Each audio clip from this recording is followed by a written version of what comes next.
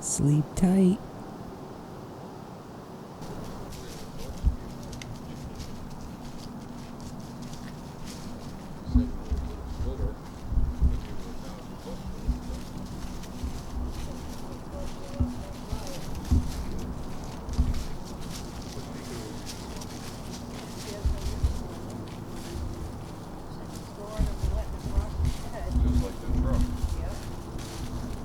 Oh, we need them to research.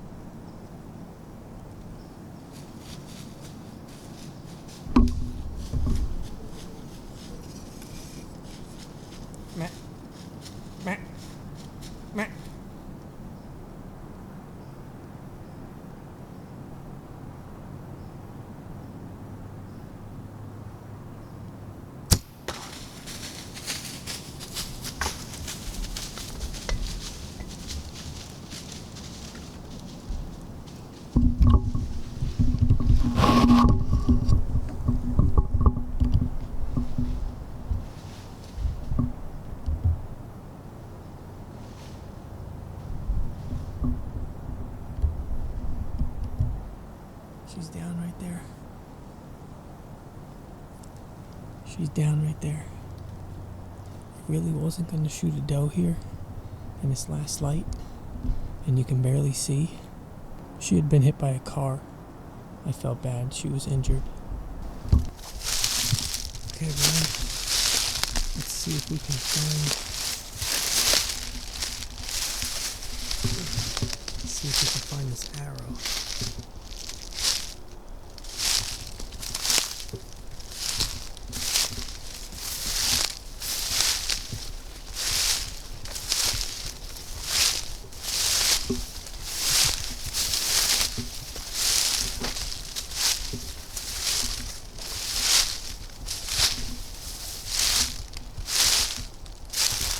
I think she was standing right here. Here's my arrow.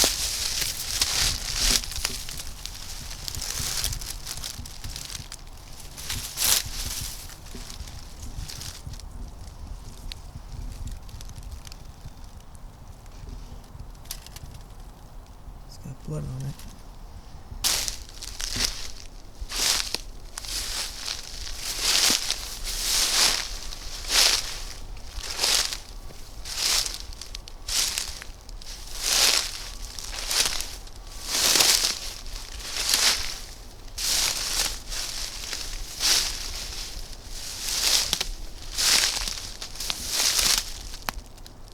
So there wasn't much of a blood trail, but we saw where she went down anyway. So we tried to find the blood, but I didn't really see anything. But here she is. When she came in, she had a limp. Looked like she had been injured. We just didn't want the coyotes to get a hold of her or anything like that. That would have been a terrible way to go. So the beginning of this season has been pretty eventful. If you guys have been following my story, I hope that you have. If not, please go back and watch our previous videos. But it has been a little bit of a challenge to get a harvest on film. This is my first year bringing the camera into the woods with me and having to deal with that and find ways to use the camera arm and the camera to get in position to get the deers that I'm about to harvest on camera has been a little tricky. I was happy to finally get the monkey off my back. This doe came in. She was unfortunately visibly hurt, ill, injured. After we ended up recovering her, we found out that she had been in a motor vehicle accident. Obviously, she wasn't in the car. She was hit by the car. And that's a big problem around here. That's a big reason why they have the program that I'm a part of in that area, because there's a large population of deer and there are too many accidents that are happening there, and not only just the people are getting put in danger, but the animals are suffering. And this doe, she had infections in her legs.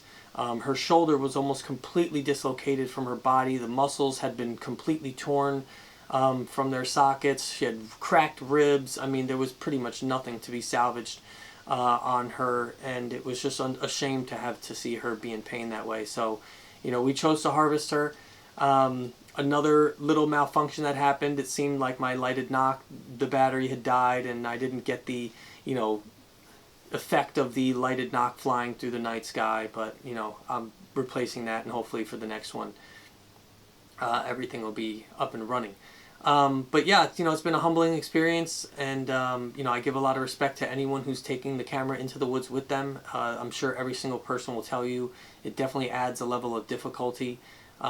We had road rash, our target buck, come in, and I'm not going to blame it on the camera, but I could have maybe squeezed off a shot if I wasn't worried about getting on camera, but I chose to be patient, and it ended up not coming to fruition for me. So we ended up not being able to harvest our target buck for the season. But on that property, we did get the second best buck that was there to be had. So, we didn't do too bad. There is a 1 week left of the season left open. Unfortunately, I'm not going to be participating. Yesterday, while I was climbing into my tree, I had a little bit of an accident.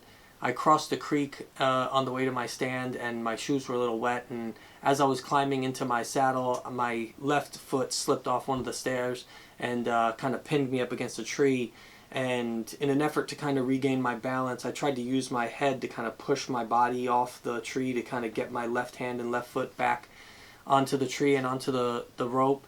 And I tweaked something in my neck. And, I was able to pull my bow back that day. It's definitely a lot worse now. But with the season coming in, next week we have the opener for the rifle in New York. I'm going to be going up to New York. I'm going to be hunting with my brother. Daniel's going to be joining me. My father may or may not join us as well. He was featured in the Halloween buck episode that was just recently posted.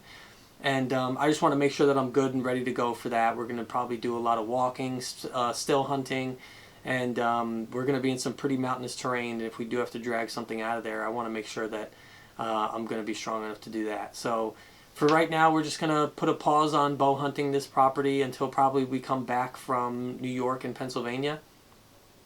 One other thing I want to touch on, speaking of my father joining us, we had a couple other friends of ours who were able to harvest 2 nice bucks.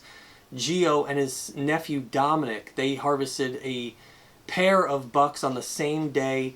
It was really nice to run into them afterwards. Me and my brother were actually pheasant hunting that morning, and we stopped to get some lunch, and we ran into Gio and his nephew at a place where we get some sandwiches after we hunt, and they were able to show us that they harvested 2 really nice bucks. Dominic's first buck, 12-pointer, double split brow tines, amazing character on that deer, and Gio didn't disappoint either with a beautiful mainframe 10. Really great to see that they had success, and I hope that they have more success this year. So congratulations again to them. One other thing I'd like to do is I'd like to thank Andover Hunt and Fish. I just recently got a firearm transferred to them, and they handled all that paperwork for me. It was really great, quick, and easy. I just recently bought a Remington 742 Woodsmaster. It's a semi-automatic 30-06 that I'm going to be using for the rifle hunts in New York and Pennsylvania. This week, while I have the time off from bow hunting, I'm going to actually do a review of the firearm that I just purchased. We're going to sight it in, see how it's shooting, and we're going to do a ammo test on it to see which ammo is working best out of it so that I can take it and hopefully harvest something in New York or Pennsylvania this season.